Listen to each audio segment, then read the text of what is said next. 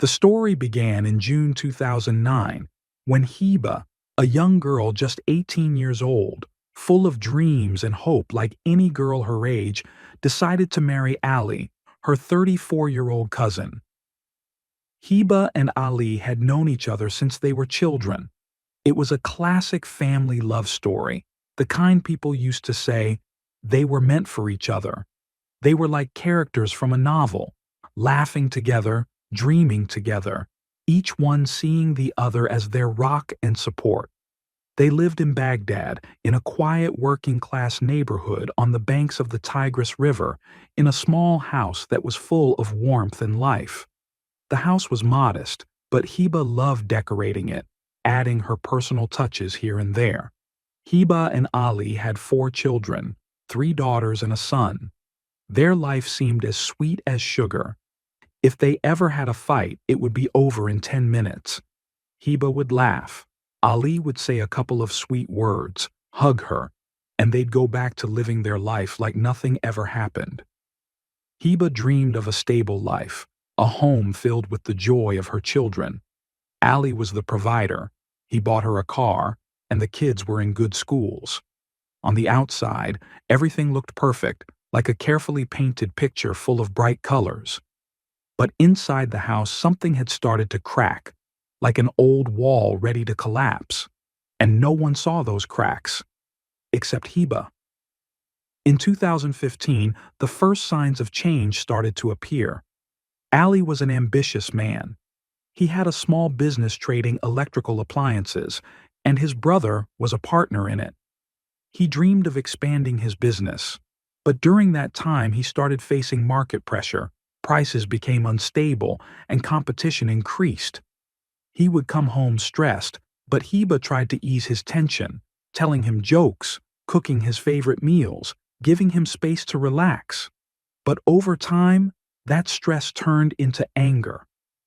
By 2018, the real problems had started. Ali began involving his nephews in the business, and that was the beginning of the end. There were disputes over money and shares, with each person trying to prove he was the strongest. Ali felt his nephews were trying to steal from him, and he started coming home every day like a ticking time bomb. His eyes were filled with rage, and his voice would shake the house. He felt like the whole world was against him, and that no one appreciated him. And instead of resolving these issues with his nephews, he took out all his anger on Heba. In 2020, things got worse. The conflicts with his nephews escalated, and Ali began to lose control over his business. The psychological pressure turned him into a different person. At first, the fights were just verbal, like in any marriage. Heba tried to calm him down, telling him, "Calm down, Ali. We'll get through this. Stay strong for us, for the kids." She tried to be the voice of reason, the one carrying the burden of the home. But Ali kept drifting further away.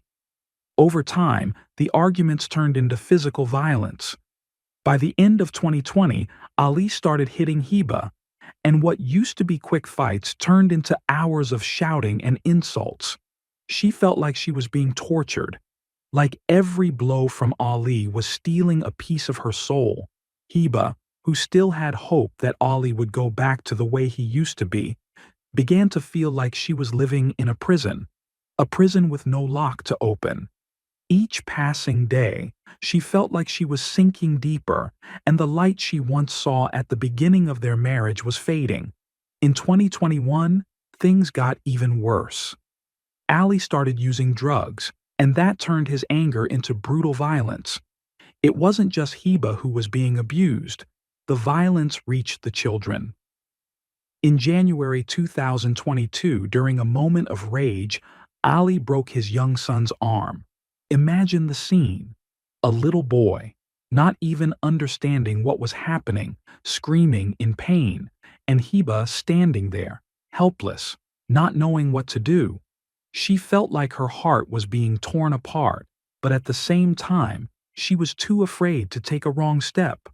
At that point, Heba went to Ali's mother, tried to complain, and told her, "Your son has become a monster. Someone needs to stop him. He's not just hitting me, he's hitting the kids too."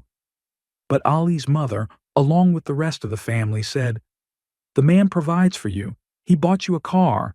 The kids are in good schools. What more do you want? What are you missing?" They tried to convince her that it was her duty to endure it, that it was her responsibility as the woman of the house. Heba felt completely alone in the world. No one was hearing the cry of her heart. The family that was supposed to be her support turned their backs on her and told her she had to endure it for the sake of keeping the home together. She felt like she was fighting alone, and no one was going to reach out a hand to save her. During that time, Heba used to leave the house whenever the fights got worse. She'd take herself and go to her family's place or stay with a friend, but she'd always come back after a day or two. Society, the kids, the money, all of that made her return, even though she didn't want to. She felt like she was living a life that wasn't hers, as if someone had locked her inside a story she hadn't written. She kept trying to hold the house together for the sake of the kids, so they wouldn't grow up without a father, but every time she returned, she felt like she was losing a piece of herself. In July 2022, Heba reached a breaking point. She went to court and filed for divorce. And she actually got it. But for some reason, maybe because of the kids, maybe because of money, maybe because of what people would say, she went back to Ali in August 2022. But her heart was broken, and she felt trapped from every side. Every day she woke up praying things would get better, but each day only proved that hope was slipping away. She felt like she was slowly dying, and there was no escape from the nightmare she was living in. By the end of 2022, Heba decided to look for something, anything, that would make her feel alive again. She needed something, even just a moment, to feel joy amid the suffering. That's when she met Salah, a young man born in 2001 who worked at a car repair shop in a neighborhood near her home. At first, she went to him just to fix her car, get a new tire, change the oil, ordinary things, like any customer. But over time, in January 2023, they started talking more. Salah was quiet, friendly, and treated her with respect, unlike Ali, who constantly humiliated her. Salah listened to her, laughed with her, and made her feel like she was still a human being. They began going out to eat together at small restaurants, and Heba would bring him cake and juice from home, as if she were trying to live tiny moments of happiness in the middle of the hell she was going through. She felt like she was reconnecting with herself in those happy moments, like she had found a breath of fresh air in the middle of thick smoke. But the relationship started to look suspicious. People in the neighborhood began to notice, to talk, to spread rumors. And in July 2023, the relationship ended. Maybe Heba tried to repair her life with Ali, or maybe Salah felt like things were getting too risky. Whatever the reason, the relationship ended. But Heba was still desperate for a way out. In late 2023, Heba turned to the world of social media, a new world that made her feel like she could escape her painful reality, even if only for a few moments. She met Muhammad on Snapchat. Muhammad told her he was an advisor in the ministry, a powerful man, wealthy, influential, an important figure. They began talking every day, and Heba would tell him everything she was going through with Ali, the beatings, the humiliation, the fear. She felt like Muhammad was the only one who understood her, the only one who truly listened. In March 2024, Muhammad heard Ali's voice hitting her during a phone call. Afterward, Heba was crying, and Muhammad tried to calm her down, saying, "This will pass. You're strong. I'll find you a solution." But in truth, Muhammad saw an opportunity to exploit. He knew Heba was desperate and might do anything to escape her suffering. In July 2024, Heba reached another breaking point. She called Muhammad and said, I can't stand Ali anymore. I don't want him dead, but I want him to be helpless. I just want him to stop hurting me." Muhammad, sensing he could take advantage of the situation, suggested a dangerous plan. He knew Ali had diabetes, so he told Heba, "Mess with his insulin doses, sometimes increase it, sometimes decrease it. It'll make him sick, and no one will suspect a thing." In August 2024, Heba started carrying out the plan. She would increase the dose one day and reduce it the next, just like Muhammad told her.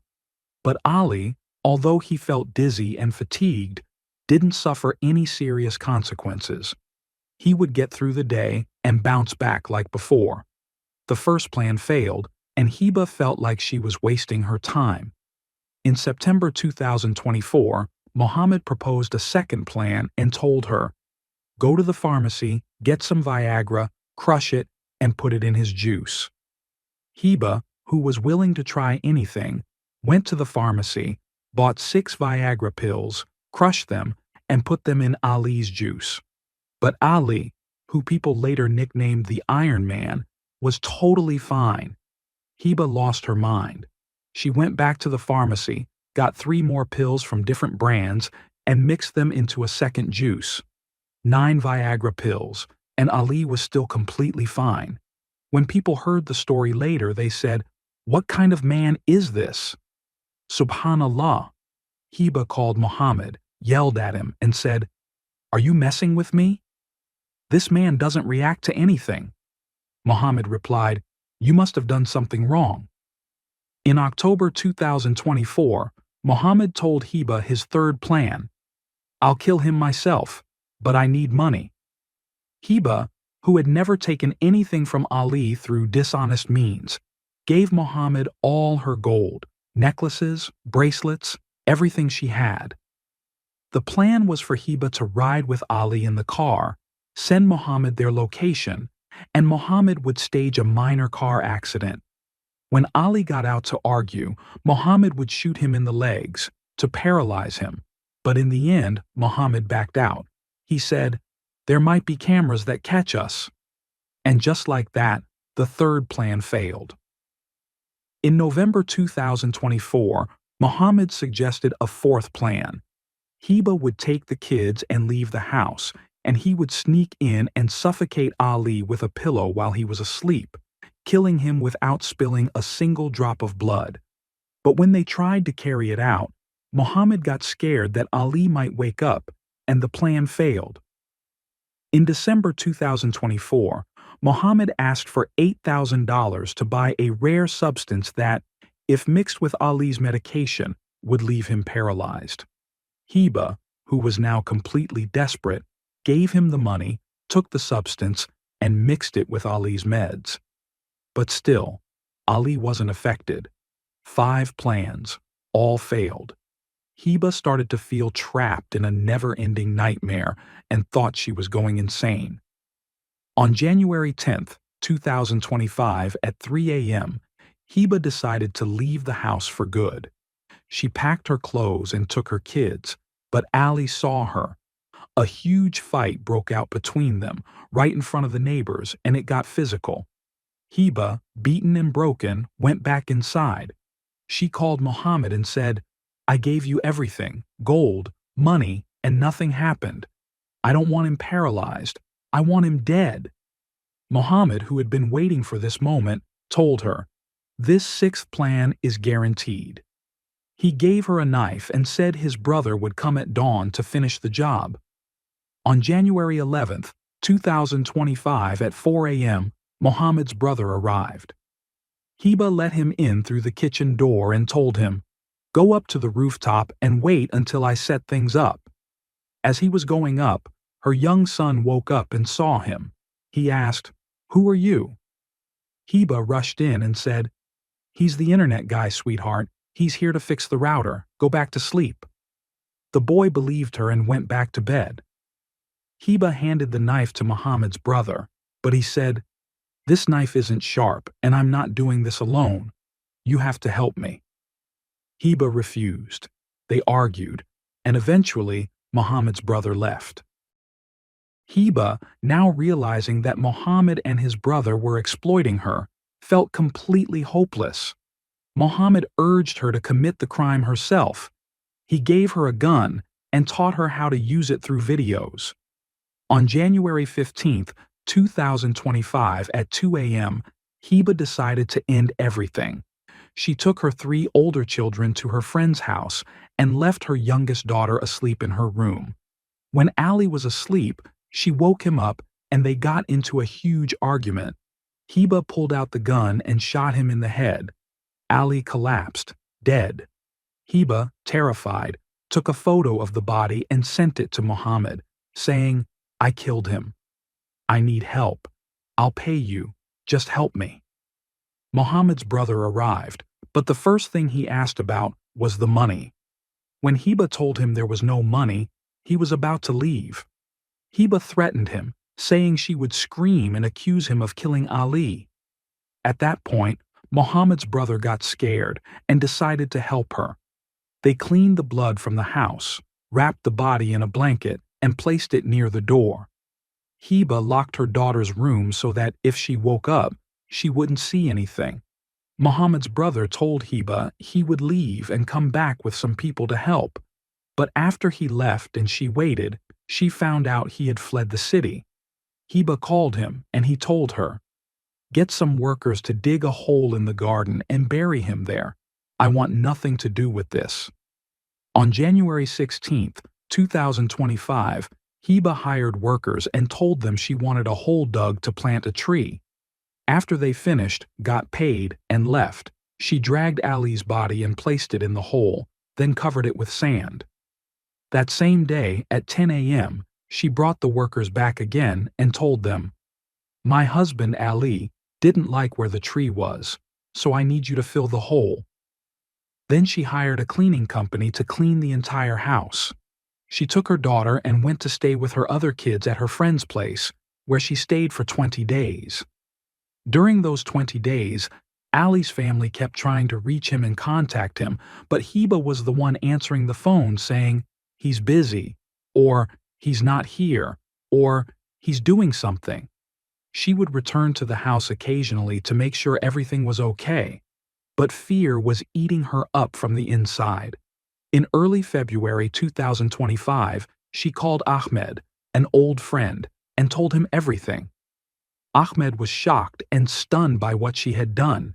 He told her, "This is a disaster. I don't want to be involved, but I'll get 3 of my friends to help you for $10,000. Ahmed's friends dug the body back out of the hole, put it in a suitcase full of trash, sprayed it with perfume to cover the smell, and prepared another bag with clothes, in case they were stopped by police at a checkpoint. Heba drove to the meeting spot with Ahmed, but he never showed up. She went to his house, but he wasn't there either. Realizing she had been tricked, she called Salah, the mechanic from the workshop. She went to him, crying, and told him the entire story from beginning to end. On February 2, 2025, Salah, feeling sympathy for her, agreed to help. They drove together to a remote desert area on the outskirts of the city and dumped the suitcase there. Heba returned, rented a new apartment, and tried to go on living a normal life with her children, believing that she had gotten away with it. But on February 8, 2025, a report reached the police about a strange suitcase dumped in the desert. When the police arrived at the scene and opened the suitcase, they found Ali's body. The first person they suspected was Heba, because she never reported him missing.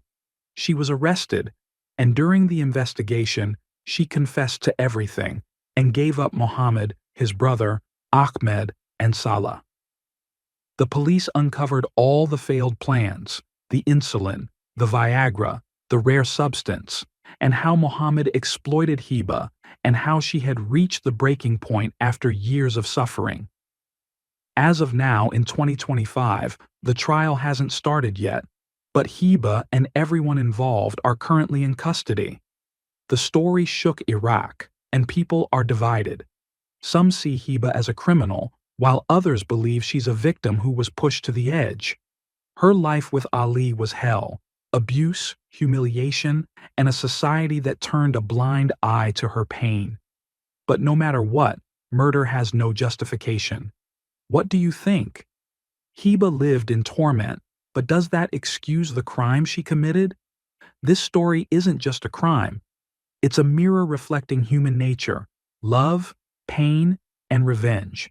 Share your thoughts and tell us, what do you think a fair sentence should be? It's 2017, and the Al-Muhandisin neighborhood in Omdurman hums with elegance. Towering palm trees line the streets, and behind ornate gates, the wealthy live lives of quiet luxury. At the center of this world stands a three-story mansion, home to Mahdi al-Sharif, a 74-year-old legend whose name is synonymous with brilliance. Known as the Tailor of the Stars, Mahdi's journey from humble beginnings to Sudan's most celebrated fashion designer is the stuff of legend. Born to a modest family, he started with nothing but a needle, thread, and an unshakable dream. In a cramped shop, he mended clothes, his deft hands transforming fabric into art. Word of his talent spread, and soon, Sudan's elite, actors, singers, politicians, were clamoring for his designs. His atelier became a pilgrimage site for the glamorous, and his fortune grew to rival the grandest in Khartoum. Yet, wealth never changed Mahdi. He remained a man of simplicity, his heart tethered to his roots. His greatest pride was his family, the anchor that kept him grounded. By his side was Amna, his wife and distant cousin, a woman whose strength matched his ambition. 4 years his junior, Amna was his partner in every sense, his confidant, his support through every trial. When Mahdi's shop was just a flicker of hope, Amna was there, managing their meager finances, encouraging him to dream bigger. Together, they built an empire, but more importantly, they built a home filled with love. Mahdi and Amna raised 2 sons, Ahmed and Nabil, both of whom followed paths of excellence. Ahmed, the elder, was a structural engineer, his sharp mind designing bridges that connected cities. Nabil, the younger, specialized in electrical engineering, his innovations lighting up Khartoum's skyline. Mahdi beamed with pride at their achievements, boasting about them at every family gathering. To keep his family close, he purchased the mansion, a sprawling masterpiece of architecture. The first floor was for him and Amna, a cozy haven filled with memories of their shared journey. The second floor housed Ahmed, his wife Rayyan, and their 3 children, whose laughter brought life to the halls. The third floor belonged to Nabil, his wife Maha, and their 2 children, their energy a constant source of joy. 2 maids, Fatima and Zainab, were hired to maintain the sprawling household, ensuring the family could focus on their careers and each other. The mansion was more than a home. It was a sanctuary. Every evening the family gathered for dinner, the table laden with Amna's fragrant stews and fresh bread. Mahdi would recount stories of his early days, his eyes twinkling as he described sewing costumes for Sudan's biggest stars. Amna would laugh, adding her own memories, while the children listened, wide-eyed. Neighbors envied their harmony, whispering about the Al-Sharif's perfect life. From the outside, it was a fairy tale, a family bound by love, success, and tradition. But fairy tales often hide shadows, and the Al-Sharif mansion was no exception. Rayyan, Ahmed's wife, was a woman of striking beauty and formidable intellect. A gynecologist from a wealthy family, she met Amna during a Hajj pilgrimage years earlier. Amna was captivated by Rayyan's grace and poise, seeing her as the ideal match for Ahmed. Their engagement was a joyous affair, celebrated with lavish feasts and blessings from both families. Yet, as the years passed, cracks began to form. Rayyan's modern outlook, her career, her independence, clashed with Amna's traditional values. Amna, who had devoted her life to her family, expected Rayyan to prioritize the household over her clinic. Subtle criticisms turned into pointed remarks, and Rayyan felt the weight of Amna's disapproval. Whispers of tension floated through the mansion, though the family maintained their united front. Rayyan wasn't the only one feeling the strain. Amna, despite her warmth, could be overbearing, her love for control sometimes stifling. She meddled in her son's marriages, offering unsolicited advice that grated on Rayyan and Maha. Rayyan, in particular, bore the brunt of it. Amna's comments about her long hours at the clinic, her neglect of Ahmed, stung deeply. Rayyan swallowed her frustration, but each jab planted a seed of resentment. To the outside world, the Al-Sharifs were flawless, but within the mansion's walls a storm was brewing, its clouds gathering unnoticed. December 1st, 2017 dawned like any other day.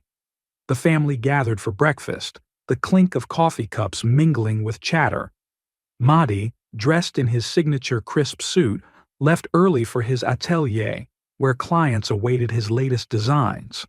Ahmed and Nabil headed to their offices, their briefcases swinging. Rayyan, in her white coat, drove to her clinic, her mind already on her patients. Maha, a marketing executive, rushed to a meeting while the children were dropped at school. Amna stayed home as she always did, tending to the household with her quiet efficiency. Fatima and Zainab bustled about, cleaning and preparing lunch. The mansion hummed with routine, its rhythm unbroken. By noon, the house fell silent, an eerie calm settling over its halls. The maids finished their tasks and left early, citing personal errands, a decision that would later raise eyebrows. Amna, alone, moved through the rooms, her thoughts her own.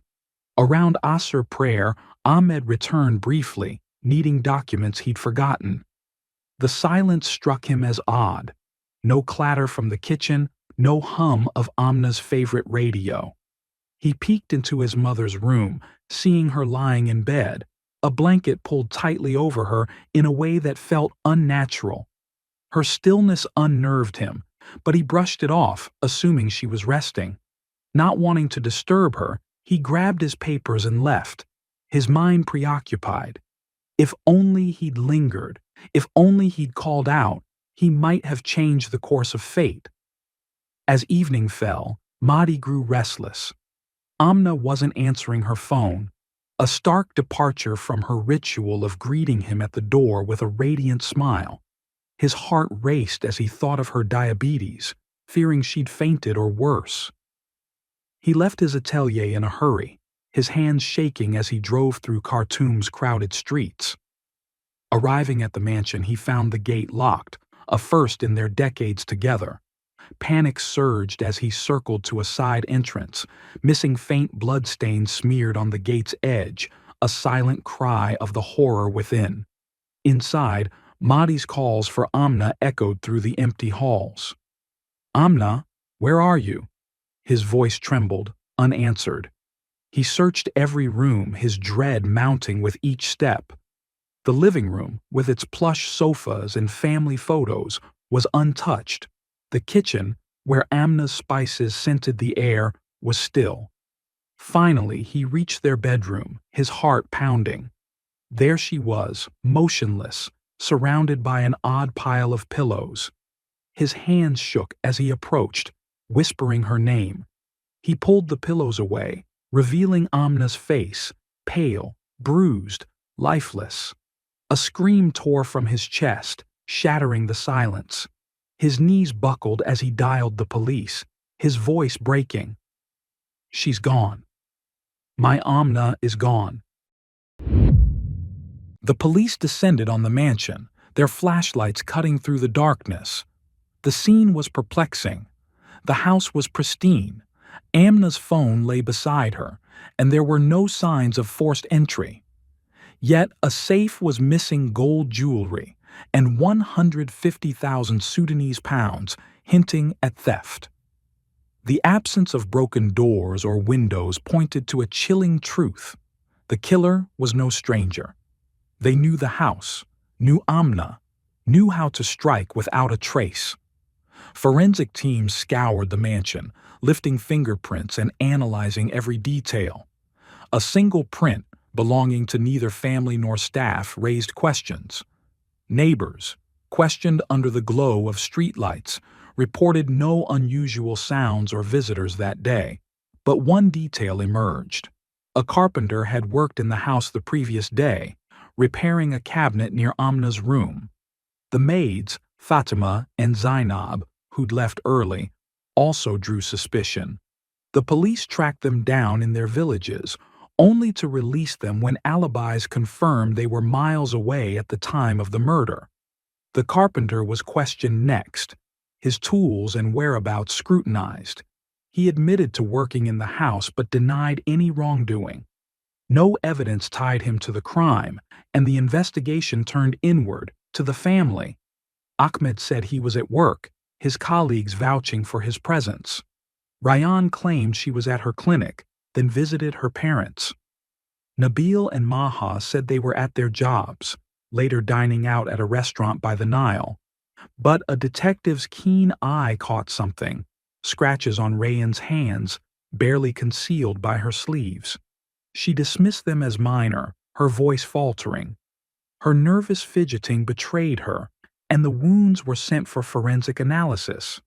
The police let her go, their suspicions simmering, waiting for the forensic report to speak. 10 days later, the truth exploded like a thunderclap. The forensic report revealed Amna hadn't died naturally.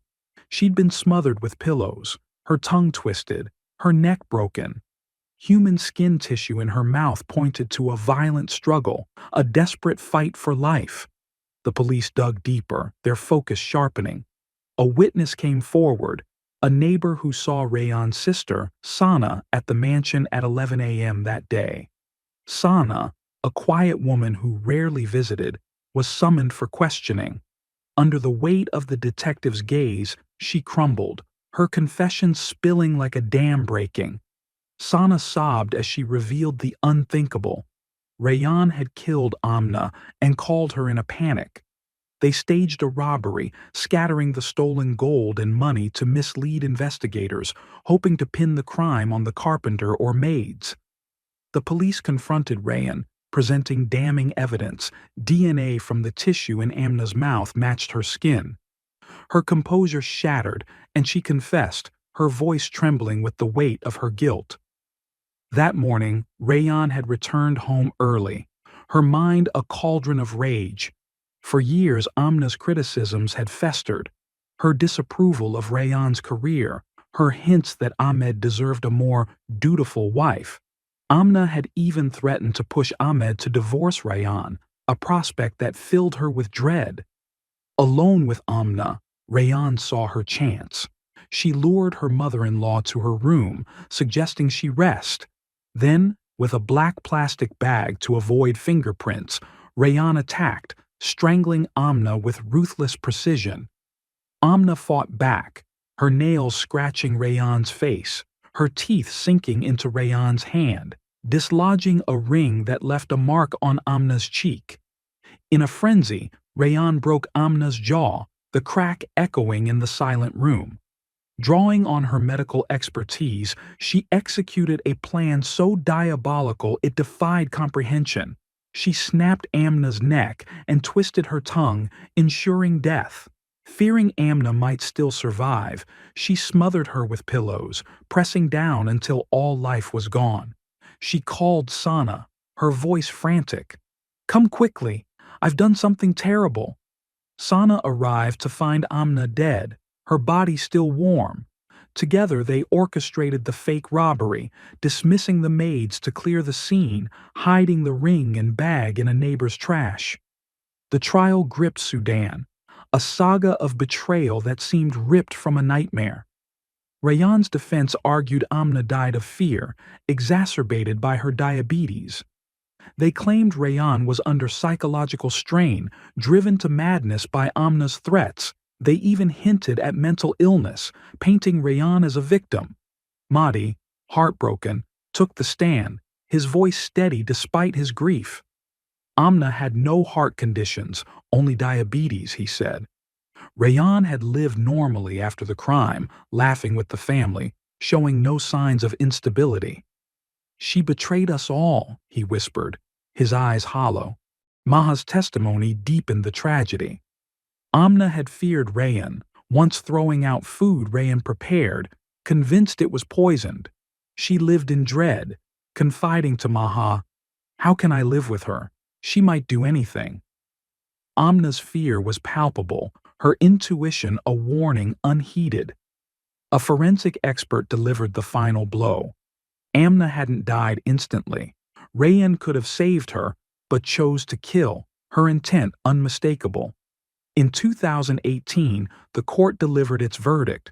Rayan would face execution by hanging for premeditated murder, Sana 4 years, for aiding her. The courtroom fell silent, the weight of justice heavy.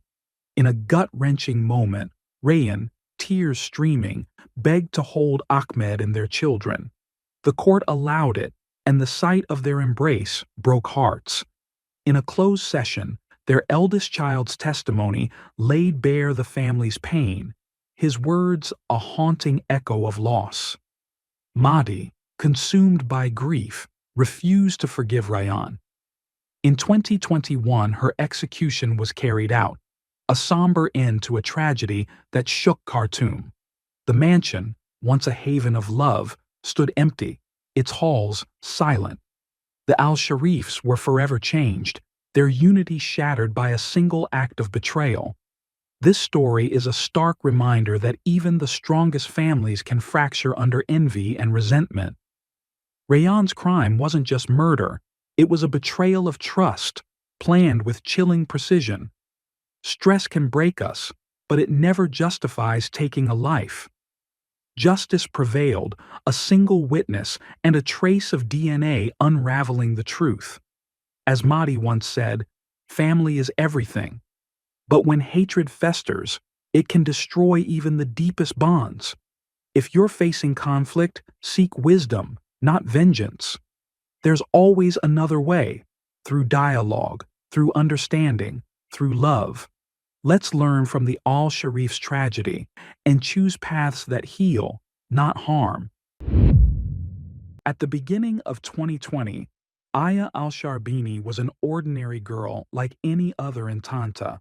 She worked as a kindergarten teacher, going every day to teach young children letters and numbers, laugh with them, and share in their little joys. Aya came from a middle-class family. Her father and mother were very proud of her. She helped her family financially because she was a responsible girl who loved her parents deeply. She was always keen to be there for her mother and for her brother Hazem, who considered her not just a sister, but his closest friend. Aya was well known in the neighborhood for her good manners and her smile that gave hope to everyone around her. People described her as a flower, blooming and lighting up any place she was in. At that time, her engagement to Ahmed Gamal began, a young man from the same town, working as a sales employee. The engagement happened in the traditional way, just like it usually does in villages and small towns. Aya's family thought Ahmed was a suitable groom. He had a job, looked respectable, and came from a well-known family. But the truth was, Aya wasn't entirely comfortable with the engagement. The engagement lasted for about 3 years, from 2020 until 2023. During that period, Ahmed tried to get closer to Aya, bringing her gifts, visiting her, and showing interest in her. He tried to present himself as the ideal man, someone any girl would dream of and any family would feel safe entrusting their daughter to. But behind this shiny image, Aya felt something wasn't right. According to what her mother later said during the investigation, Aya had told her that she wasn't comfortable with Ahmed, that she didn't like the color of his skin, which was dark, and that she didn't prefer men with that complexion. Aya felt that something was off, but she couldn't quite put her finger on what exactly it was. She used to say she couldn't see herself with him in the long run, and that he wasn't the man she dreamed of. But her family, especially her mother and her brother Hazem, believed Ahmed was a good opportunity. They told her she just needed more time to get used to him, and that marriage is difficult for any girl in the beginning. Aya's mother tried to comfort her daughter, telling her that feeling out of place was natural and that she would grow used to Ahmed with time. Hazem also reassured her, telling her that Ahmed was a good man and that she should give him a chance. Aya, like many girls who respect their family's opinion, eventually gave in and decided to go along with the engagement and agree to the marriage. But deep down, she still felt that something wasn't right. On April 28, 2023, the big day everyone had been waiting for finally came. The wedding of Aya and Ahmed was a huge event in Esbet Kafr Dawood. The streets were packed with people, and the whole place was filled with joy. Aya looked radiant in her white dress, and everyone was talking about her beauty and elegance. It seemed like the beginning of a new life full of hope and happiness. Ahmed also appeared happy, laughing with the guests and acting like the happiest man in the world. People said he had achieved his dream and that Aya was the kind of girl any man would wish for. After the wedding, Aya and Ahmed went to their apartment to start their new life together. Everyone thought the next couple of days would be full of laughter and joy, like any newlywed couple. But what happened in that apartment was something no one could have imagined, something that shattered that perfect image and turned it into an unexpected tragedy. On April 29, 2023, the first day after the wedding, it was supposed to be a quiet, peaceful day. The newlyweds relaxing, having breakfast together, talking, and starting to get used to each other. But the reality was far from that. Aya began to feel that something wasn't right from the very first night. According to her mother's statements in later investigations, Aya called her that day and told her that Ahmed had made a very strange request on their wedding night. She said that Ahmed asked her to do things she considered unacceptable, describing them as things like the people of Lot, a reference to acts considered immoral in Islamic tradition. Aya was shocked and felt she couldn't deal with him. She was afraid and sensed there was something suspicious behind his behavior. Her mother tried to calm her down, telling her she was probably just nervous because the marriage was still new and that she needed some time to get used to Ahmed. She advised her to try to adapt, saying that the beginning of any marriage is hard for any girl. But Aya felt the matter was bigger than that. She had a strong feeling that something was seriously wrong, but she couldn't express it clearly to her mother. That day, Aya tried to avoid any sensitive conversation with Ahmed. She acted normal on the outside, but inside she was deeply worried. She felt trapped in a house with someone she didn't understand and didn't know how to deal with. On the other hand, Ahmed felt that Aya was rejecting him, and that started to affect him psychologically. According to his statements in the investigation, he said he tried to talk to her and get closer to her, but she refused any attempt from him. He felt she was distancing herself, and that began to make him suspicious of her. But the truth was that Aya had discovered something about him, and she was the one who was afraid. That day passed without any major incident, but the tension between them kept growing, like a fire slowly consuming dry grass. On the morning of April 30, 2023, Aya's mother decided to visit her daughter at the apartment. She wanted to check in on her and see if they had begun to adjust to each other. When she arrived, she sat with Aya and Ahmed, and they had breakfast together. On the surface, everything looked normal. Aya was smiling, trying to appear okay. But deep down, she was scared. She tried to hide her anxiety so as not to embarrass her mother or make her suspect anything serious. At one point, when her mother was alone with her in the bedroom, Aya took the opportunity to speak to her again about what had happened. She told her mother she was still afraid of Ahmed and that she couldn't trust him. She said he was still asking for things she couldn't accept, and she felt that there was something abnormal about his behavior. She was trying to tell her mother that she wasn't comfortable and that she was afraid to stay in that house with him. Aya's mother, like any mother torn between protecting her daughter and fearing public scandal, told her that she just needed more time, that she would eventually grow accustomed to her husband. She advised her to give both herself and Ahmed a chance and to try to move past these feelings. But Aya insisted that she wasn't comfortable, that something wasn't right about him. She felt she needed help but didn't know how to get that message across in a way that would make her mother believe her. Aya's mother, sadly, didn't know that this would be the last time she would see her daughter alive. When she left the apartment at noon, she thought she'd come back later and find Aya doing better. She believed it was just the usual tension of early marriage and that everything would go back to normal. But what happened after that was the complete opposite. After Aya's mother left, the tension between Aya and Ahmed started to grow even more. Ahmed felt that Aya was pulling away from him and that she would never truly accept him. According to his statements in the investigation, he tried to talk to her, joke around, put on a movie for them to watch together, trying to break the barrier of fear and shyness between them. But Aya was still rejecting any kind of closeness. She felt she couldn't trust him, and the strange requests he made on the first night only made her more afraid of him. She felt trapped and didn't know how to handle the situation. On his side, Ahmed began to feel that her refusal wasn't just because she was shy or nervous. He started to suspect that she was hiding something from him, and sick, twisted thoughts began to form in his mind. He started to think that maybe she was cheating on him, or that she had a big secret. But the truth was that Aya was the one who had discovered something about him, and she was the one who was afraid to be in the same house with him.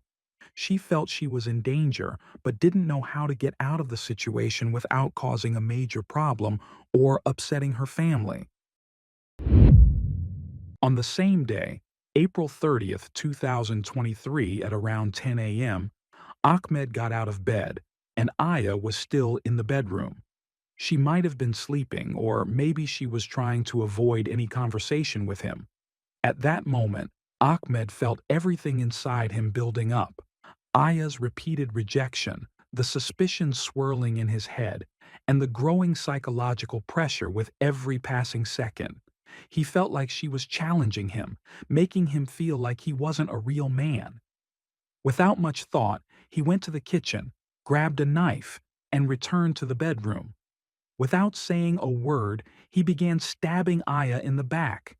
Aya tried to defend herself, tried to escape, but he was faster and stronger. He stabbed her once, twice, 3 times, until the number of stab wounds exceeded 35 across her entire body. Her neck, back, fingers, every part of her was soaked in blood. Aya collapsed between the bed and the dresser, and in that moment, her life ended. The way the crime was committed was horrifying. It didn't seem like a moment of anger, but a deliberate plan to end Aya's life in the most brutal way possible. The number of stabs and the extreme violence used made it clear that Ahmed wanted to ensure Aya wouldn't live, that she wouldn't walk out of that apartment alive.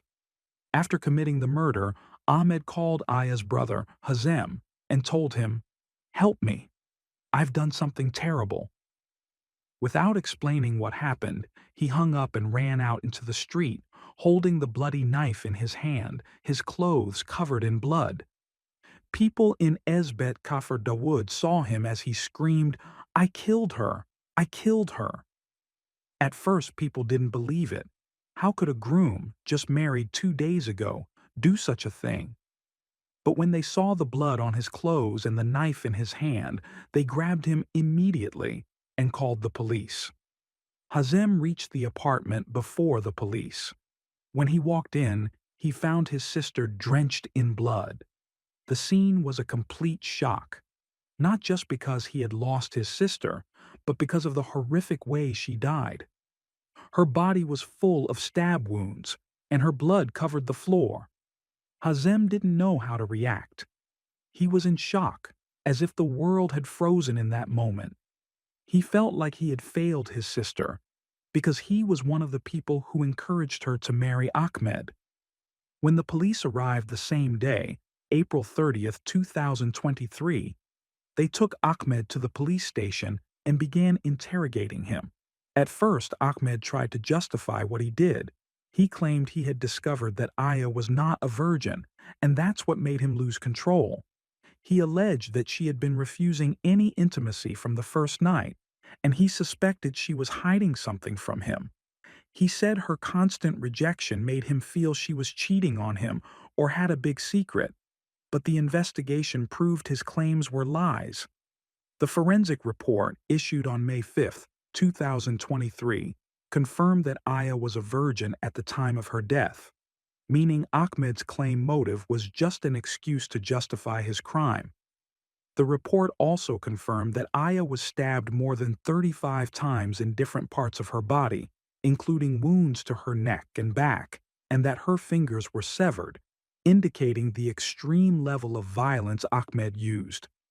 The report was strong evidence that the murder was premeditated, not a moment of rage as Ahmed had tried to convince the police. The police didn't just rely on Ahmed's statements. They began investigating Aya's family, especially her mother. That's when the truth started to surface. Aya's mother spoke about the phone call she had with her daughter on April 29th and about her visit on April 30th. She said that Aya was afraid of Ahmed and told her about the strange things he asked for on their wedding night. She said Aya was shocked and felt that Ahmed had abnormal sexual tendencies and thoughts. Aya's mother said she regretted not taking her daughter's words seriously. She had thought Aya was just nervous and that things would settle over time. But the truth was that Aya had sensed a real danger. The police also began investigating Ahmed Gamal's background. They asked neighbors and acquaintances in the village and discovered rumors about his behavior before the marriage. Some said he used to act strangely and that sometimes he was seen wearing women's clothing. There were also testimonies suggesting that Ahmed had non-traditional sexual preferences and that he had been trying to hide that side of himself. Unfortunately, there was no solid physical evidence to prove those rumors. But the testimony of Aya's mother, combined with the forensic report, was enough to establish that Ahmed had motives other than the ones he claimed. On May 5, 2023, the public prosecution charged Ahmed with premeditated murder with intent. The investigation proved that this wasn't a moment of rage, as Ahmed had claimed. His choice to go to the kitchen, pick up a knife, and attack Aya from behind, all of it pointed to a planned act. The numerous stab wounds and the excessive violence showed that Ahmed wanted to make sure Aya died and would not leave that apartment alive. On May 25, 2023, the case was referred to the Grand Mufti to seek the Islamic legal opinion on Ahmed's execution. On June 19, 2023, the Tanta Criminal Court sentenced Ahmed Gamal to death by hanging after the Mufti approved the ruling. Ahmed tried to appeal the verdict, but on May 26, 2023, the judge rejected his appeal and upheld the death sentence. This case wasn't just an ordinary crime. It was a shock to everyone in Egypt. Social media exploded, and people across the country were demanding justice for Aya. Everyone was stunned. How could a young woman like Aya, just starting her life, meet such a horrifying end? Aya's mother was devastated. In a live interview with Cairo 24 on May 4, 2023, she spoke about her daughter, saying she had felt that something was wrong but never imagined things would go this far. She said she regretted not listening to her daughter from the beginning and thought it was just typical newlywed tension. Hazem, Aya's brother, was also shattered. He said that when he saw his sister in that state, it felt like his entire world had stopped. The murder plan itself, as proven by the investigation, was the result of a combination of psychological pressure and deeply rooted suspicions in Ahmed's mind. But it was clear this wasn't a moment of insanity, as his lawyer tried to argue. Ahmed had time to think. He walked to the kitchen, picked up a knife, and chose to attack Aya from behind. The brutal way the crime was carried out clearly shows that he intended to end Aya's life. Maybe he was afraid she'd expose his secret. Maybe he thought he was protecting his reputation in his own twisted way. The rumors that Ahmed had non-traditional sexual tendencies and that he made requests Aya could never accept were part of the story. And even if those rumors weren't 100% confirmed, what's certain is that Aya was the victim of a grave injustice. She simply refused something she could never accept, and it cost her her life. This case made many people reflect on so many things. How could a girl like Aya, who simply dreamed of a peaceful life, end up like this? How will her family live with this pain for the rest of their lives? And how does a society like ours allow things like this to happen in the first place? The case sparked a major discussion about domestic violence and the importance of listening to our daughters when they say they're uncomfortable. Aya tried to tell her mother she was afraid, but her voice wasn't heard loud enough. If someone had taken her words seriously, maybe things would have turned out differently. The people of Tanta and all of Egypt talked about this case for months. Everyone was demanding justice, and they all felt that Aya didn't deserve such a tragic end. Social media was full of comments about her, and everyone expressed sympathy and solidarity with her family. In the end, Aya Al-Sharbini was just like any other girl. She dreamed of a dignified life, one filled with love and stability. But that dream was shattered in just 2 days. Ahmed Gamal, the man who was supposed to be her life partner, was the one who ended her life. The death sentence, issued on June 19, 2023, was the justice that everyone had been calling for. But no matter how strong that justice is, it won't bring Aya back. It won't bring back the smile that lit up her face on her wedding day. It won't bring back the hope in her eyes as she wore her white dress. This case will remain a mark in Tanta's history, and it will always remind us that we must listen to our daughters, trust their instincts, and take their words seriously. Aya Al-Sharbini, the bride of Tanta, will remain a symbol of every girl who deserved a better life. May God have mercy on you, Aya, and grant patience to your family for the pain they endured. And with that, today's episode comes to an end. If it's your first time watching the channel, don't forget to subscribe and turn on the notification bell so you don't miss any new content. Stay tuned for the next episode. Goodbye. The story began on the night of July 15, 2020, when civil defense teams and the police arrived at the Al-Hariti family home in the Jiyah area, near Taif. The neighbors were gathered outside, frightened and unsure of what was happening. The fire had started in the living room, and smoke had filled the entire house to the point that visibility was almost zero. The firefighting teams worked with high efficiency, and after great effort, they were able to put out the fire around 9:30 p.m. But when they entered the house, the scene was far from an ordinary accident. In the living room, they found 4 charred bodies. The father, Fahd Al-Hariti, a well-known businessman in the area. The mother, Fatima bint Hamad Al-Hariti, a devoted housewife. The 2 brothers, Abdul Rahman, a university graduate working at a local company, and Abdullah, a young primary school student. The scene was horrific. Frozen blood covered the floor, the walls were stained with blood and signs of fire, and a strong stench of decomposition filled the place, as if the bodies had been dead for days, not just recently burned. Fatima's body raised the most suspicion, as her abdomen was abnormally swollen, an initial indication that death wasn't recent. Amid this chaos, a girl and a boy appeared, both in a state of emotional collapse, crying loudly. The girl was Ahud bint Fahd Al-Hariti, 19 years old, a student at the College of Arts at Taif University. The boy was Abdulaziz bin Fahd Al-Hariti, 17 years old, a high school student known for his academic excellence. The neighbors tried to calm them down as they said those were their family members who had died inside the house. Everyone was sympathetic because the scene was deeply tragic. Imagine two teenagers losing their entire family in a fire like that. But the police, with their high level of experience, sensed from the very first moment that something wasn't right.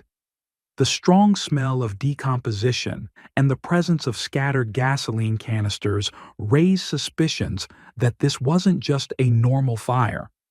The police, led by a senior investigator from Taif Police Station, summoned the forensic team that same day, July 15, 2020, and began collecting evidence from the crime scene.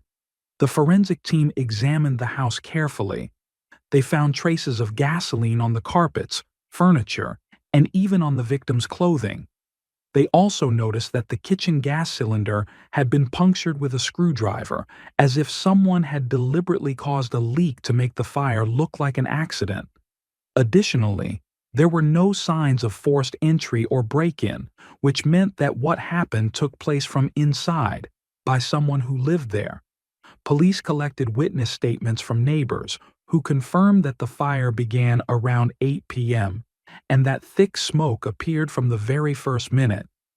After long hours of examination, on the morning of July 16, 2020, the forensic report was released, and it was shockingly unbelievable.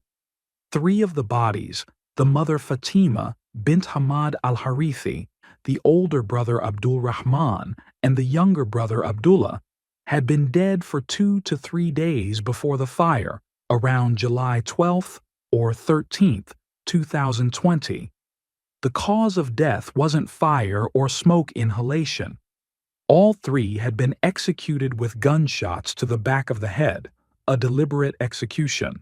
Fatima had also been stabbed 5 times in the chest and abdomen after being shot, just to make sure she was really dead. As for the father, Fahd al-Hariti, his body was the most recent. He had died on the same day of the fire, July 15, 2020, from a single gunshot to the back of the head. These findings made the police focus on the only survivors, Ahud and Abdulaziz. What the police discovered was that the planning for the crime began about 2 weeks before the incident, in late June 2020. Ahud and Abdulaziz had been thinking about how to get rid of their mother, Fatima, because she had discovered a dangerous secret about them. That secret was that they were engaged in an illicit and forbidden relationship. God forbid. In mid-June 2020, Fatima saw conversations and photos on their phones, and she threatened to tell the father, Fahd, if they didn't stop what they were doing. The fear of scandal, which could ruin their reputation in the conservative society of Jiyah, pushed Ahud and Abdulaziz to decide that they had to kill her before she could tell their father. On July 5, 2020, they began to plan carefully. Ahud, who was the mastermind, suggested using a sedative to make the task easier. They decided the murder would take place at dawn, because Fatima was known for always waking up to pray at that time, while the rest of the family would still be asleep. On July 8, 2020, Ahud went to a pharmacy in Taif and bought a strong sleeping aid, telling the pharmacist she needed it to help her mother sleep due to insomnia.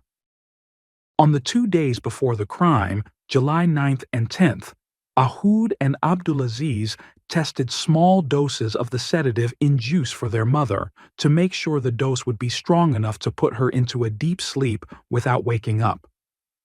On July 11th, 2020, Ahud prepared dinner for her mother Fatima and her siblings Abdul Rahman and Abdullah, and she added a large dose of the sedative to the food.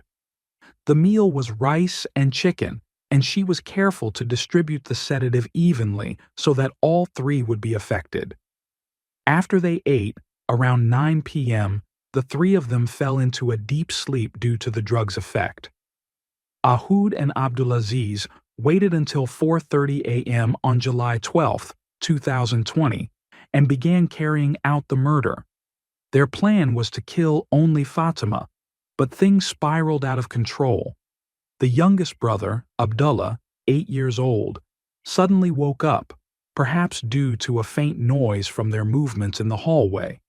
He saw them preparing the gun and tried to run to his mother for help. Abdulaziz, who was holding the gun, didn't let him. He fired a bullet into the back of Abdullah's head, and the child collapsed dead on the floor, blood starting to pool across the living room floor. The sound of the gunshot, although muffled, woke up the older brother, Abdul Rahman. He came out of his room in shock, saw his little brother lying in his own blood, and before he could understand what was happening, Abdulaziz shot him in the back of the head too. Abdul Rahman died instantly, his body falling next to his younger brother's. The mother, Fatima, heard the gunshots and ran into the living room. When she saw both of her sons lying dead, she froze in horror. Ahoud, who was standing next to Abdulaziz, ordered her brother to finish their mother off. Abdulaziz shot Fatima in the back of the head, but to be absolutely sure she was dead, they decided to stab her. Abdulaziz grabbed a sharp kitchen knife and stabbed her 5 times in the chest and abdomen. Blood covered the place, and the scene looked like something out of a horror movie crime scene. In less than 10 minutes, Abdulaziz and Ahoud were standing over 3 dead bodies, their mother Fatima and their 2 siblings Abdul Rahman and Abdullah. Instead of breaking down or showing fear, the two were chillingly calm. They sat and began thinking about how to get rid of the bodies without raising any suspicion. From July 12th to July 14th, 2020, Abdulaziz and Ahoud lived in the house with the 3 corpses. Imagine, 3 days living next to the bodies of their mother and siblings, eating, drinking, and planning as if nothing had happened. On July 12th, they tried to burn Abdullah's body alone. They dragged his body to an outdoor storage area in the house, poured gasoline on it, and lit a fire. But the body didn't burn as they had planned. The fire wasn't strong enough to completely char it. Afraid that someone might smell the smoke, they put the fire out and returned the body to the living room. On July 13th, they decided to try a different idea. They went to a hardware store in Taif and bought a pickaxe and a shovel, then dragged Abdullah's body to a remote mountainous area about 20 kilometers away from Jiyah. They tried to dig a hole to bury him, but the ground was rocky and they couldn't make it deep enough. They then tried to burn the body there, but became afraid that passing cars might see the flames, so they extinguished the fire again and brought the body back home. That same day, July 13th, they tried to clean the blood from the floor and walls, but the blood had dried and frozen, and they couldn't erase all the evidence. On July 14th, 2020, their father Fahd Al-Hariti called from Jeddah, where he was on a business trip, to check on his wife Fatima since she hadn't answered her phone in 2 days. Abdulaziz answered and told him that their mother was busy cleaning the house and that everything was fine. Fahd said he would return the next day, July 15th, 2020, and asked them to prepare lunch. Ahoud and Abdulaziz knew that their father's return would be a problem. If he saw the bodies, he would expose them. So they decided he had to be killed too. On July 15th, 2020, around 2 p.m., Fahd arrived at the gate of their home in Jiyah. Ahoud greeted him with a smile, hugging him and welcoming him like nothing was wrong. Fahd was happy to be back home, having no idea what was waiting for him. Abdulaziz was hiding behind the outer gate, holding the pistol. In a second, he shot his father in the back of the head. Fahd collapsed dead on the ground, and blood splattered on Abdulaziz's clothes and the car he was standing next to. They dragged Fahd's body and placed it in the sitting room alongside the three other corpses, Fatima, Abdul Rahman, and Abdullah. Now they had four bodies and the house was covered in blood.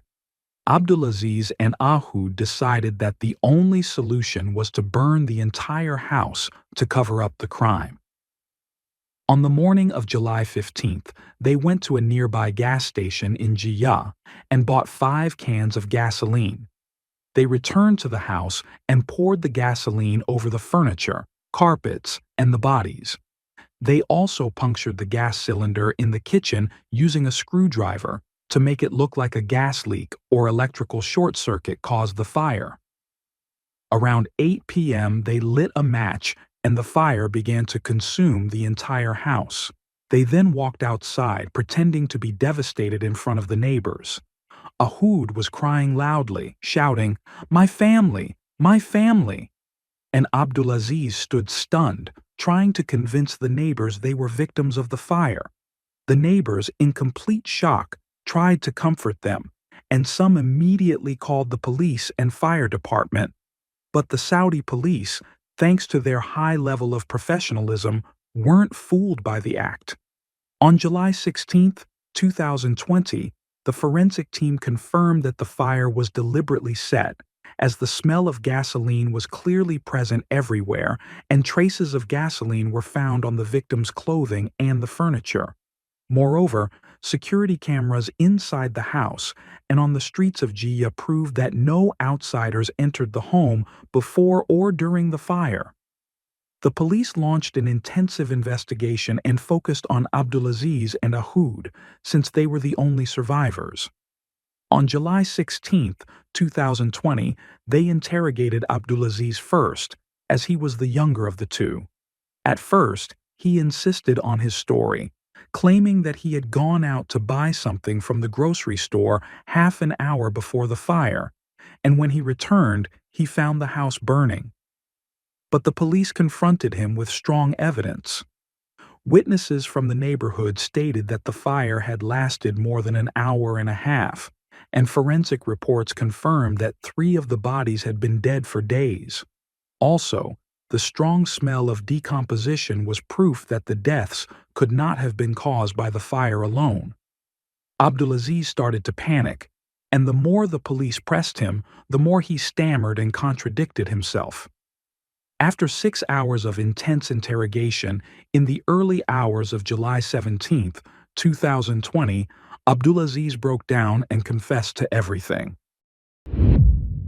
Abdulaziz said that he and his sister Ahud had planned the crime since late June 2020. The main motive was that their mother, Fatima, had discovered their forbidden relationship and threatened to expose them. They decided to kill her to silence her before the scandal could spread. But when they carried out the murder on July 12, 2020, things got out of control. Abdullah woke up and tried to seek help, so they were forced to kill him. The sound of the gunshot woke up Abdul Rahman, so they killed him too. Later, when Fahd returned from his business trip on July 15, 2020, they killed him as well, to ensure no one would find out what they had done. The police interrogated Ahud on July 17, 2020. At first, she was in shock and unable to speak, but after being confronted with Abdulaziz's confession, she also admitted everything. She said she was the one who planned it all. She bought the sedative, mixed it in the food, and stood next to Abdulaziz as he killed their mother and siblings. She also confessed that she was the one who suggested burning the house to cover up the crime. The investigation continued for several days. On July 18, 2020, the police searched the phones of Abdulaziz and Ahud. They found that both had tried to delete all messages and photos, but forensic experts at the Taif Police Department were able to recover around 90% of the data. The conversations between Abdulaziz and Ahoud confirmed the existence of a forbidden relationship and that they had been viewing explicit and immoral content online, including videos promoting unethical behavior. Fatima had accidentally discovered their secret in late June 2020 when she went through their phones. She threatened to expose them if they didn't stop, and that was the main reason they decided to murder her. Police conducted a thorough background investigation on the family from July 18th to 22nd, 2020. Abdulaziz and Ahoud claimed their father, Fahd, was harsh and abusive, and that their mother, Fatima, pressured them constantly. But the investigation proved the complete opposite. Fahd Al-Hariti was a generous and kind man, well known in Jiyya and Taif for his good character.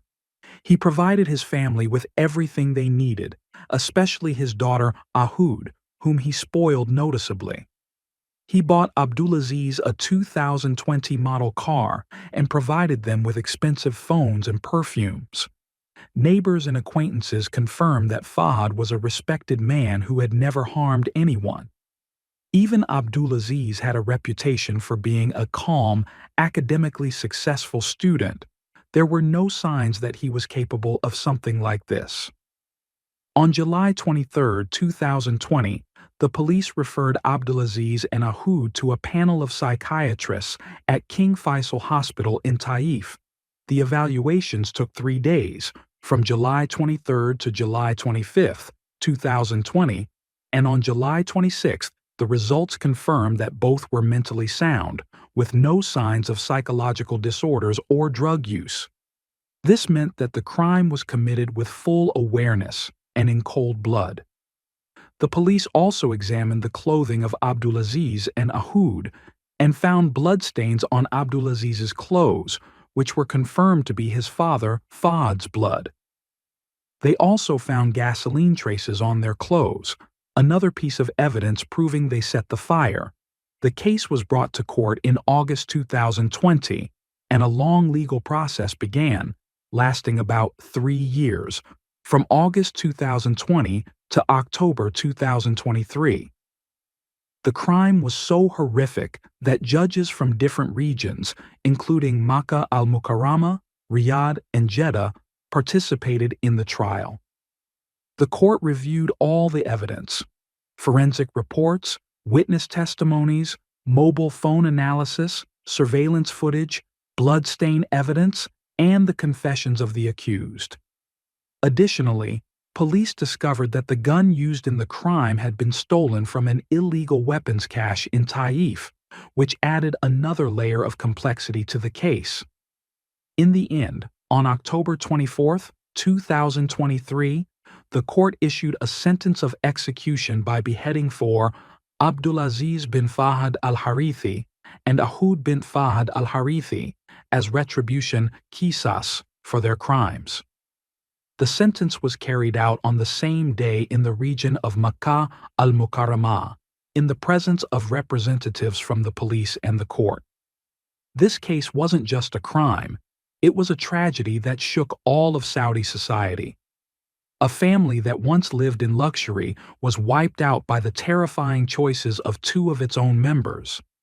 Abdulaziz and Ahoud, both teenagers at the time, chose to kill their mother Fatima, their father Fahd, and their siblings Abdul Rahman and Abdullah, just to hide their forbidden secret.